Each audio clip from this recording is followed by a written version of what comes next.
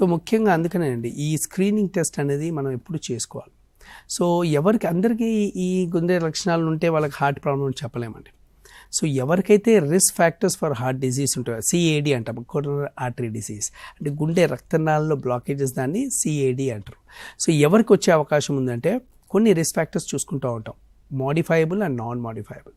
So modifiable risk factors అంటే ఎవరికైతే sugar ఉందో, డయాబెటీస్ ఉందో, అంటే అన్కంట్రోల్డ్ డయాబెటీస్ అంటారు, like fasting sugars more than 200, post lunch బాగా విపరీతంగా షుగర్స్ ఉన్నాయి, ఇన్సులిన్ వేసుకున్న కంట్రోల్ అవ్వట్లేదు, ట్యాబ్లెట్స్ వేసుకున్న కంట్రోల్, కొందరు మందులు కూడా వేసుకోరు.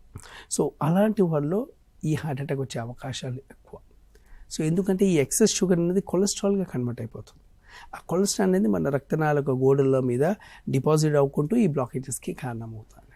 సో అట్లనే షుగర్ ఉన్నోళ్ళు, బీపీ అంటే రక్తపోటు ఉన్నోళ్ళు, ఎవరైతే రక్తపోటు ఉండి బీపీ కంట్రోల్లో ఉండదో, like systolic blood pressure more than 160, 170, diastolic more than 100, BP tablets వేసుకున్నా కానీ వాడు బీపీ కంట్రోల్ అవ్వదు. కొందరు వెళ్ళినా కానీ నాకు బీపీ లేదని అపోలో ట్యాబ్లెట్లు వేసుకోరు, డాక్టర్ చెప్పినా కానీ వాళ్ళు ఏం కాదు, నేను కొద్ది రోజులు వెయిట్ చేస్తాను, మందులు వేసుకుంటే అలవాటు అయిపోతుంది అనే కన్సెప్ట్తో వాళ్ళు వేసుకోరు.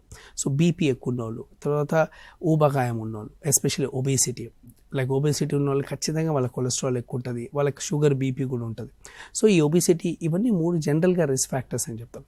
సో దాంతోపాటు నేను అన్నట్టు స్మోకింగ్, ఆల్కహాల్, ఫ్యామిలీ హిస్టరీ, ఎవరికైతే ఫ్యామిలీ హిస్టరీ వంశపారంపర్యంగా హార్ట్ బ్లాకేజెస్, లేక ఒకటే ఫ్యామిలీలో 4-5 హార్ట్ ప్రాబ్లమ్స్ ఉంటాయి. సో వంశపారంపర్యంగా వచ్చే డిసీజెస్ కూడా జెనెటికలీ డిటర్మైన్డ్ డిసీజెస్ కూడా ఎక్కువ ఉంటాయి అన్నట్టు. సో ఇవన్నీ ఉన్నోళ్ళకు ఇలాంటి సైన్స్ వచ్చినప్పుడు వాళ్ళు ఖచ్చితంగా దీన్ని రెడ్ ఫ్లాగ్ సైన్స్గా గుర్తించాలి.